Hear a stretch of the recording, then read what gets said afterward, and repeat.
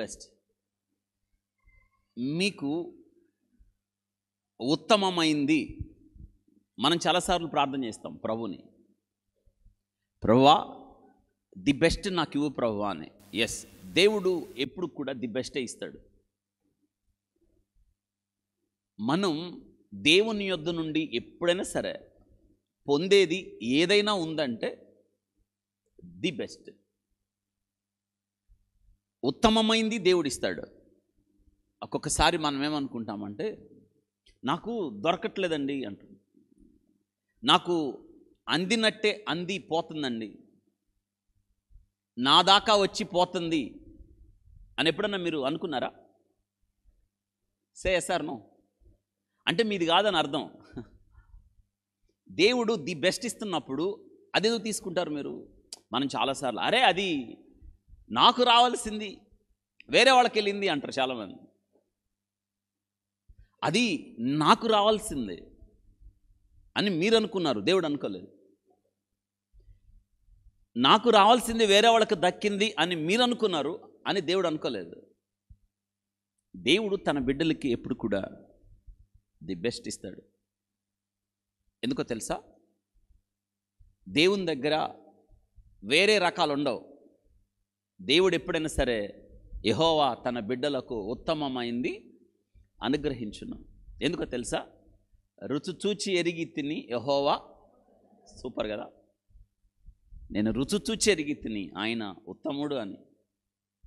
దేవుడు నాకెప్పుడు ది బెస్టే ఇస్తాడు. నమ్ముతున్నారా? Wait, I will give the best. దేవుడు చెప్పాడు అబ్రహాముతో, ఆగు. ఎందుకంటే ఒక నిర్ణయానికి వచ్చాడు ఆయన. అబ్రహామును దేవుడు పిలిచాడు, 10 ఏళ్ళు అయింది, బిడ్డనిస్తాను అన్నాడు, ఇవ్వలేదు ఇంకా.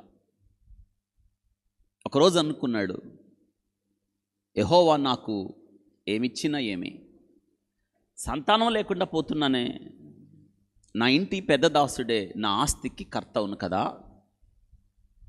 సహజంగా ఇటువంటి స్థితి ఏదో ఒక సమయంలో మనకు కూడా ఎదురవుతుంది. ఎంత భక్తి విశ్వాసాల్లో మనం ఎదుగుతున్నా, ఎంత భక్తి జీవితంలో సాగుతున్నా, ఏదో ఒక సమయంలో మన జీవితంలో నిరాశ ఎదురవుతుంది ఖచ్చితంగా. మీకు ఒక విషయం తెలుసా? నిరాశ ఎదురైనప్పుడు దేవుడు మనల్ని అసహించుకోడు, మనల్ని పక్కకు నెట్టాడు. ఎందుకంటే మనము మంటి వారమని ఆయన జ్ఞాపకం చేసుకుంటాడు. దేవుడు వచ్చాడండి అబ్రహాం దగ్గరికి. అసలు దేవుడు చూడండి తన బిడ్డలకు ఎంత దగ్గరగా ఉంటాడో, వెరీ క్లోజ్. దేవుడు సో నియరర్. దేవుడు ఎంత దగ్గరగా ఉంటాడంటే, ఆ మాట విచిత్రం ఏంటంటే, ఆ తలంపు పుట్టక ముందే దేవుడు అక్కడ ఉన్నాడు ఆయన దగ్గర. అబ్రహాంతో అన్నాడు, అబ్రహామా భయపడకు, నీకు కేడెమును బహుమానమునై ఉన్నాను అని అన్నాడు. నువ్వేమనుకున్నావు? నీ ఇంటి పెద్ద దాసుడు నీకు ఆస్తికి కర్త అవుతాడా? అవడు. అతడు నీకు వారసుడు కాదు. చూసారా? వారసుడు కాదు, నేను నీకు కుమారుడిని ఇవ్వబోతున్నాను, నీ గర్భమున పుట్టబోతున్నాడు అని చెప్పాడు. చూసారా? అని అబ్రహామును దేవుడు బయటకు తీసుకొచ్చి ఏం చూపించాడు? లెక్కపెట్టు అన్నాడు. లెక్కపెట్టు. లెక్క పెట్టలేదు. ఎవరు లెక్క పెడతారండి?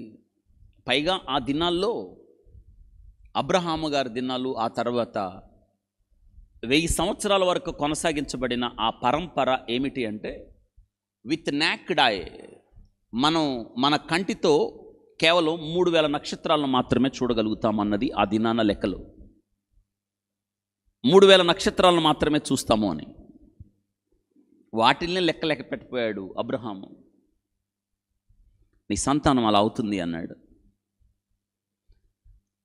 చక్కగా రాయబడింది, అబ్రహాము దేవుని నమ్మెను, అది అతనికి. అంతవరకు బాగుందండి.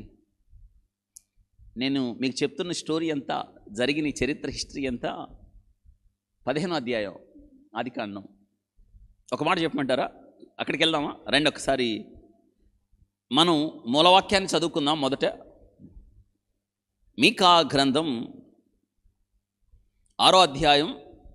తెలుసా ఆయన ఎక్కడ ఉన్నాడో మీకు? ఆయన ఎట్టున్నాడో? ఆయనతో మనకు పని ఏందంటారా? ఇప్పుడు అవసరం మరి. నహూముకు ముందు, యోనాకు తర్వాత. అమ్మ వింటున్నారా లేదా? ఆయనతో పని ఉంది. ఇప్పుడు మీరు ఆయన కదిలించాలి. ఇప్పుడు మీరు ఆయన ఒక మాట చెప్తున్నాడు మనకు. మీకా అప్పుడప్పుడు మీరు కొద్దిమందిని పలకరిస్తూ ఉండాలి. బైబిల్ గ్రంథంలో కొన్ని పుస్తకాలు అసలు చదవరు మీరు ఆ పుస్తకం తెలిసి ప్రైజ్ ది లార్డ్, హల్లెలూయా, బాగున్నావా అని అడగండి. ఒకసారి మీకా గారిని అడగండి. Hello Mika, how are you అని అడగండి. అడుగుతారా? ముఖం తిప్పుకుంటారా? మీకా 766 పేజ్. యెహోవా వంటి వాడు ఎవరు అని అర్థం. చెప్పండి. యెహోవా. ఎంత బాగుంది. మీకా, మికాయా, మీకా, మికాయల్ అర్థాలు ఒకటే. మికాయ, మికాలు, మికాయ, మికాలు, మికాయేల్, మికా. యెహోవా వంటి వాడు ఎవరు? మన జీవితాలలో మనం ఆ మాట చెప్పగలగాలి. ఎర్ర సముద్రము దాటిన తరువాత మోషే పాట పాడాడు. యెహోవా నీ వంటి వాడు ఎవరు? వేల్పులలో నీ వంటి వాడు ఎవరు? దైవపుత్రులలో నీకు సమమైన వాడెవరు? ఎవరు ప్రభువా? నీతో ఎవరో సాటి? నీకు సాటి అయిన వాడు ఎవరైనా ఉన్నారా? మన జీవితాలు కూడా అలా ఉండాలి. అందరిలాంటివి కాదు. మనం సపరేషన్. Are chosen people. అందరిలాగా ఉంటే మనలో ఆ గొప్పతనం ఎక్కడుంది? అందరిలో మీరు ఒకళ్ళు, మీరు వేరు. కుదరదండి. వాళ్ళతో ఉండడం కుదరదు. Why? Separated. We are chosen people. మేము వేరు చేయబడ్డాం. మాకు కుదరదండి వాళ్ళతో పొత్తు. ఎంత బాగుంది.